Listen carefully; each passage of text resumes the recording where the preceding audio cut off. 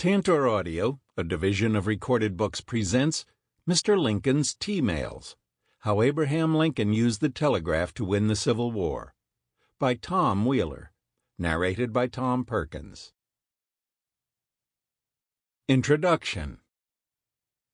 The evening news video from the Iraq War showed a huge headquarters tent filled with soldiers and airmen sitting at computer terminals.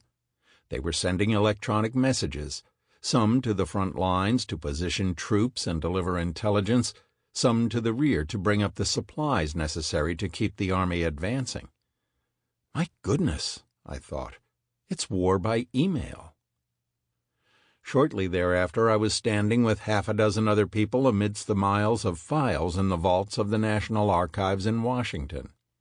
Among the documents that Rick Puser, an archivist of military records, was showing us was a book of glassine pages, each of which contained a handwritten telegram in the precise, forward-leaning cursive of Abraham Lincoln.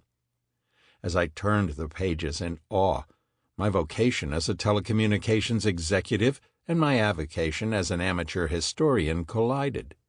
I was holding in my hands the physical record of the first time a national leader had ever used telecommunications as a regular part of his leadership. Remarking on the similarities between Lincoln's telegrams and the emails so common to us all, I turned to the archivist of the United States, John Carlin, and said, "These are Mr. Lincoln's T-mails." Abraham Lincoln was the first national leader to project himself electronically. The command and control by email that the evening news showed being employed in a 21st century war traces its roots to the 19th century American Civil War. The Civil War was the first modern war, thanks to a troika of new technologies. On the field, the rifled musket barrel extended the range and killing efficiency of the soldier's basic weapon.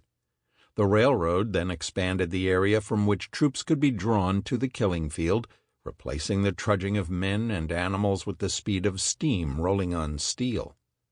The telegraph completed the collection by eliminating physical distance as a controlling factor in the exchange of information, thus allowing coordination among disparate forces and between the national leadership and those forces. The application of the first two technologies, rifled weapons and rail transportation, evolved in the battlefield laboratory of men in blue and butternut gray.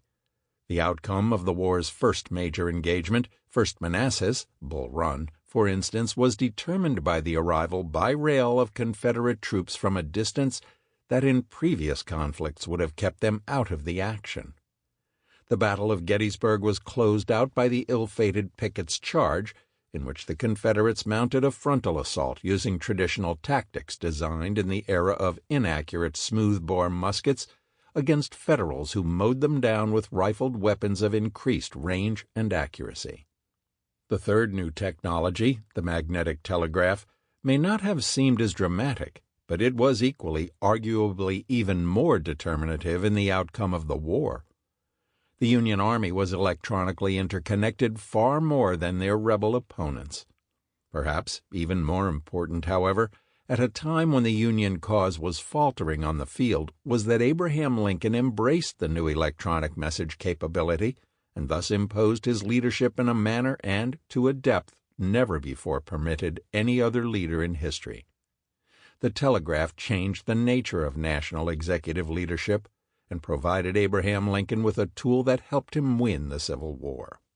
Lincoln's telegrams have long been cited by historians looking at one aspect or another of the Civil War. As footnote fodder, the telegrams are well mined. The process by which Lincoln learned to use electronic messaging and then implemented those lessons as an important part of his leadership, however, has been comparatively overlooked. It is a record to which we can all relate given the increasing role electronic messages play in our daily lives. There were over 135 billion emails sent every day in 2005. Whether via laptop conveniently connected wirelessly at the local Starbucks, or thumbed into a BlackBerry from the back of a taxi, or from a headquarters tent in the sand, electronic messages have changed the character of communications.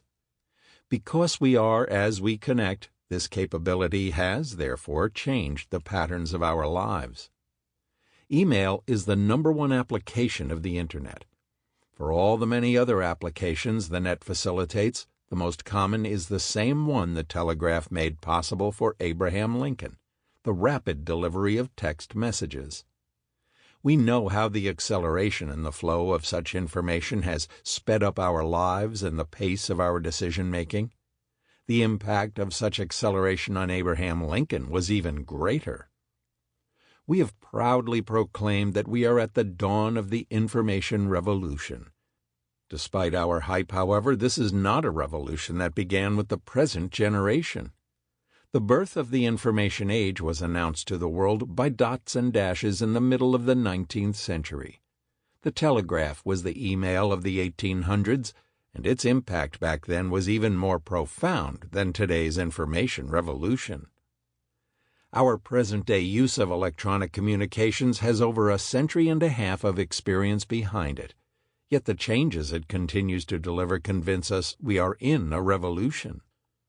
Contrasting these experiences with the last half of the 19th century, however, the true definition of a revolution comes into focus. The concept of messages instantaneously leaping great distances via electronic sparks on a wire, lightning messages, some called it, was so revolutionary as to almost exceed human comprehension. This was a time, remember, when electricity was only an obtuse scientific concept to most Americans. It would be over a dozen years before Thomas Edison invented the light bulb. In a world in which electricity was barely understood, sending messages via electric pulses surpassed the imagination. Imaginable or not, the telegraph proceeded to destroy one of the pillar truths upon which the human experience had been based. Up until the telegraph, the history of mankind had been controlled by the absolute certainty that distance delayed the delivery of information.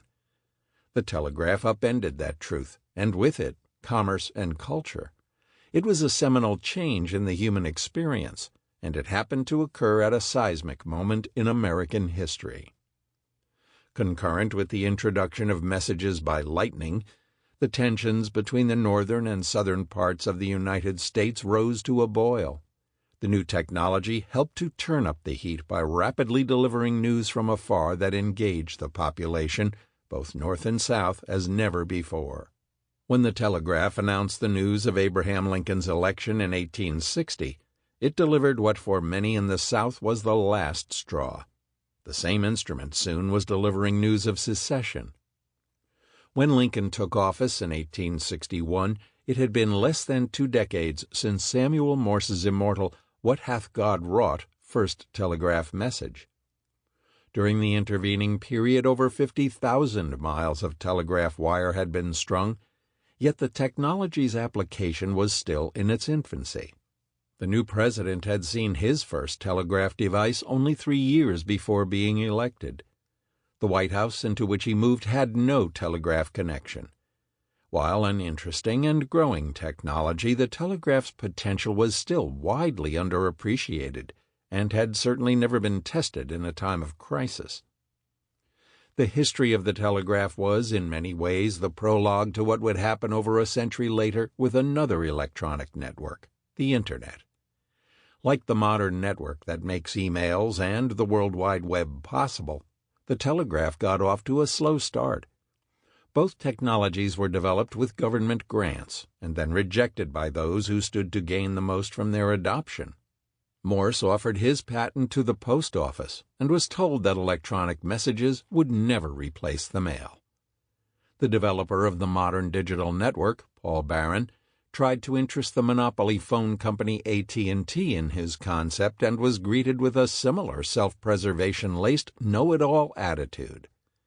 As a result, the development of both the telegraph and the Internet became the domain of acolytes. Among the telegraph's first acolytes were the railroads, newspapers, and financial markets. The acolytes for the 20th century's electronic digital network were in academic and research institutions where the technology was used to connect mainframe computers, while researchers hitchhiked on that connection to exchange text messages.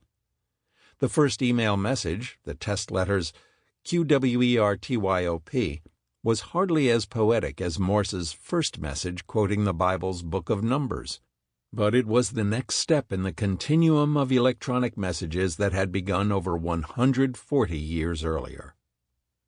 In 1988, Vinton Cerf connected the private electronic mail service, MCI Mail, to the Internet through the National Science Foundation computers.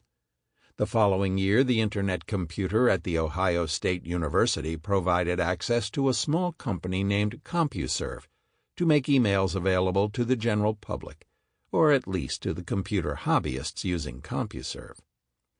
We are today approximately the same distance on the calendar from those first commercial emails as Abraham Lincoln was from Morse's famous telegram in 1844.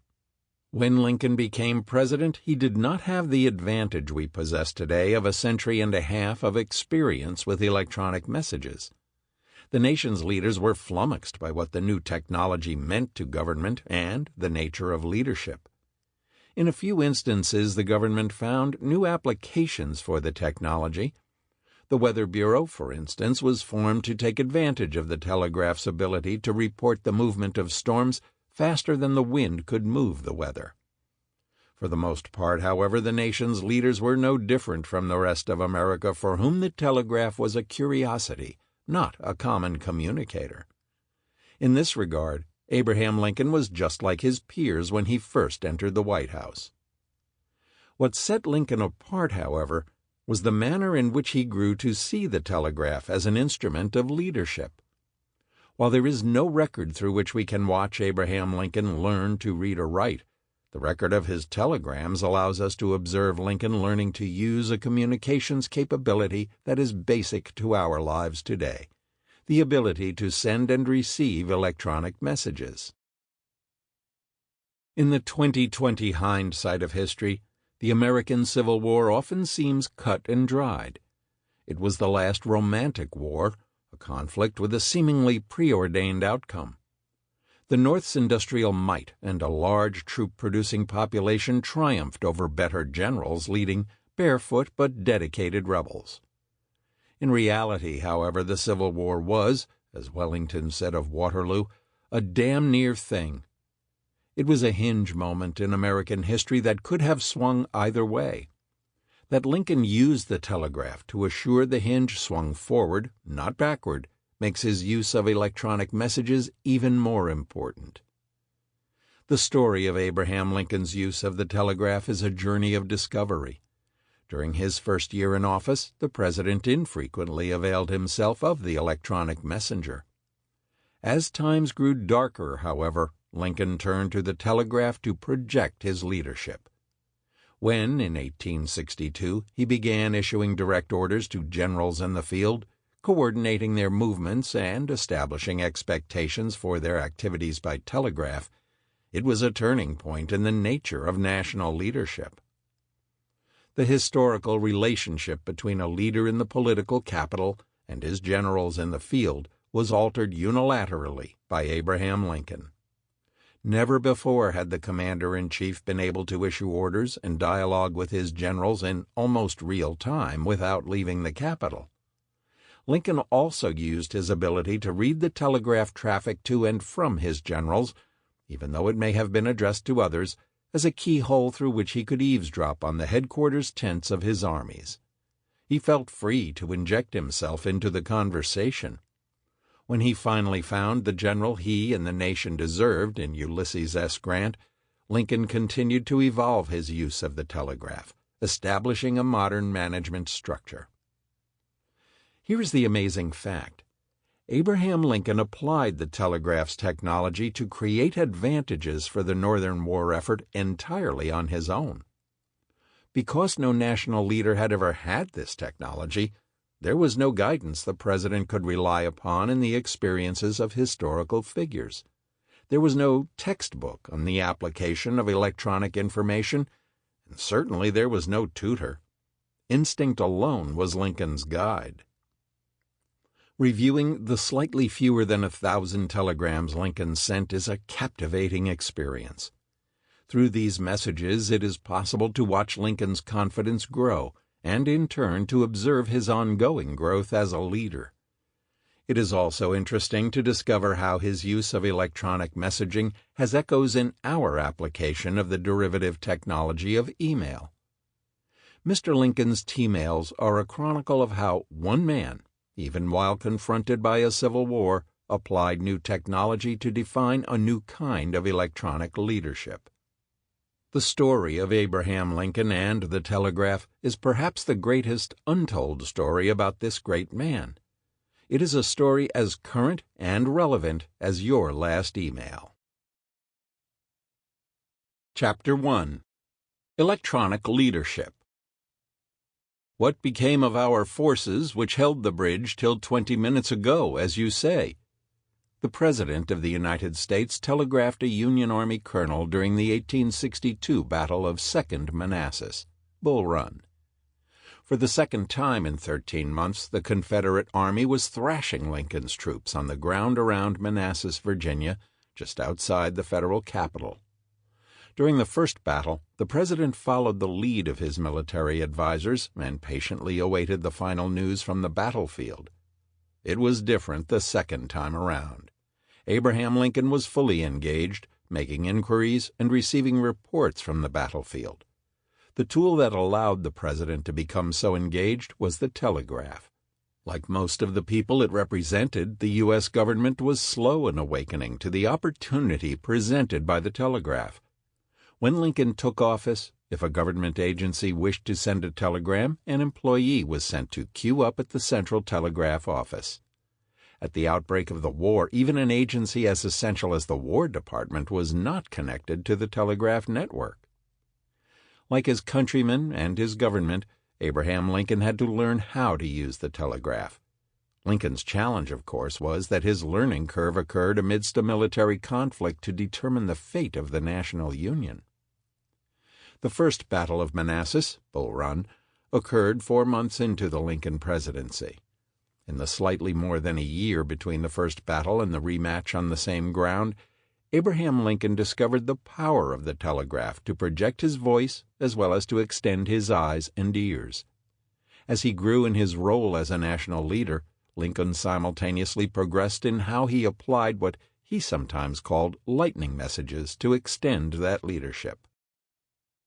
First Manassas, Bull Run, was the first major battle of the Civil War. As the newspaper headlines cried, "Forward to Richmond," the new chief executive pushed his generals to take action. The route to the Confederate capital of Richmond ran through Manassas, Virginia, approximately 30 miles outside of Washington, a railroad junction at the mouth of a key pass through the Blue Ridge Mountains. There, on the plain, beside a small, steep-sided stream named Bull Run, General Irvin McDowell planned to attack the rebels, while another Union force on the opposite side of the Blue Ridge kept the rebels in that area bottled up and out of the action. The Union Army's plan was based on the old realities of horse-mounted messengers and plodding troop marches. The new reality was an expanded battlefield made possible by 2 new civilian technologies: speedy telegraph messages and troops transported by rail. The application of these 2 technologies determined the outcome of the battle. The telegraph summoned transport trains and rebel troops to an historic event. It was the first time in the history of warfare that troops would be transported directly to the field of battle by train. After giving the slip to the Union force that was supposed to keep them caged, Confederate soldiers were loaded into boxcars. The troops moved faster than any army in history. One moment they were too far from the action to be decisive. The next moment they were on the battlefield. Their arrival turned the tide on July 21, 1861. Lincoln and the other national leaders in Washington could hear the cannon's thunder on the horizon. Yet there was an almost unreal lack of involvement with the first engagement at Manassas.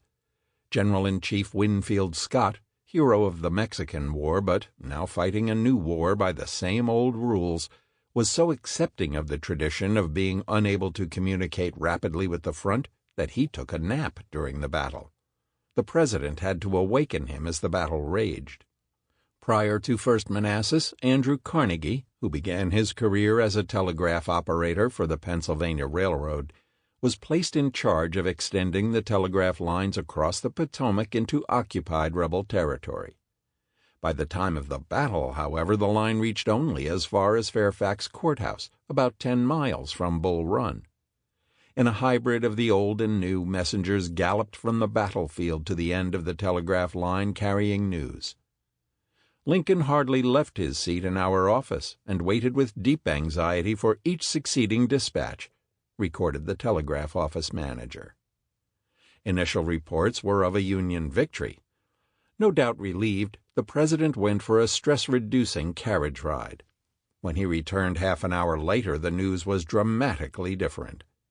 The rail-transported rebel troops had arrived in the nick of time and routed the Union force. Lincoln's army was fleeing back to Washington in disarray. There was fear for the safety of the capital. 13 months later, when the armies clashed again along Bull Run, it was a decidedly different Abraham Lincoln who took up residence in the War Department telegraph office. The telegraph office had become his situation room, where the president not only monitored events through incoming messages, but also initiated communications directly to the field. Lincoln became so involved with the flow of information during Second Manassas that he did not return to the White House for sleep, preferring instead a cot that had been set up in the telegraph office. Unable to communicate with his key generals because the rebel movement had cut their telegraph lines, Lincoln opened a telegraphic dialogue with a subordinate officer that continued over the next several days. The telegrams between Lincoln and Colonel Herman Haupt were at one point the national leadership's best source of information. It was another historic moment, a national leader electronically engaged in monitoring the activities of a battle at which he was not present. Throughout the entire history of armed conflict, the ability to have a virtually instantaneous exchange between a national leader at the seat of government and his forces in the field had been impossible.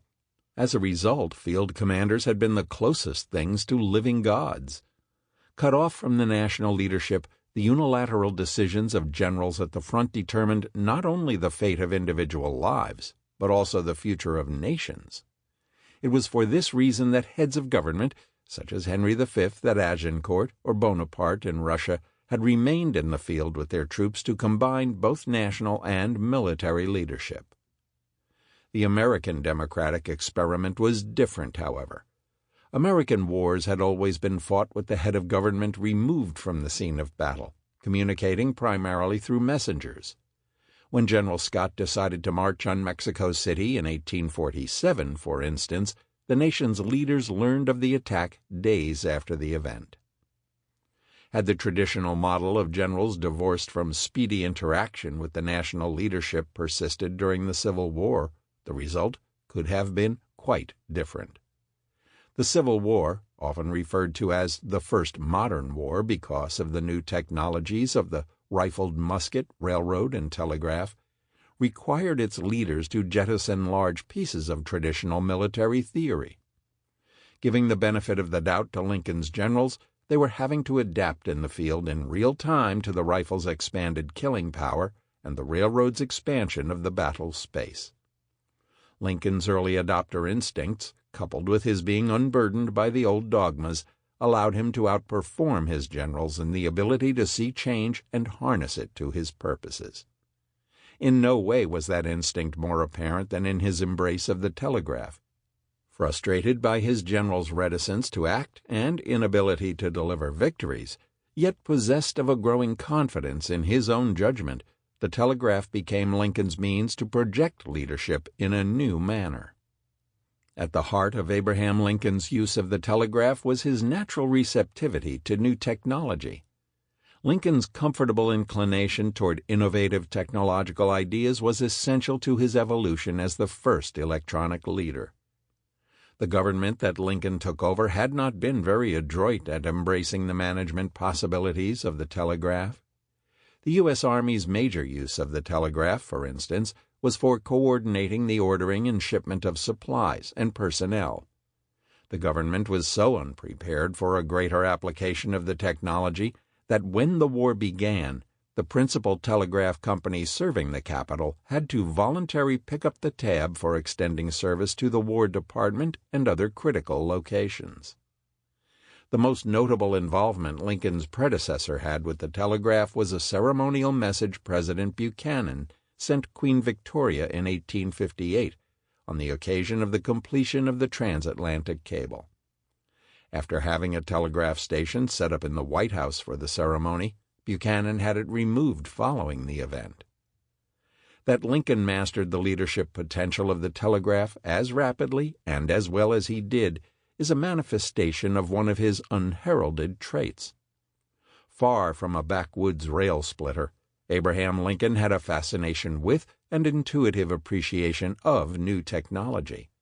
In the vernacular of today, Lincoln was an early adopter.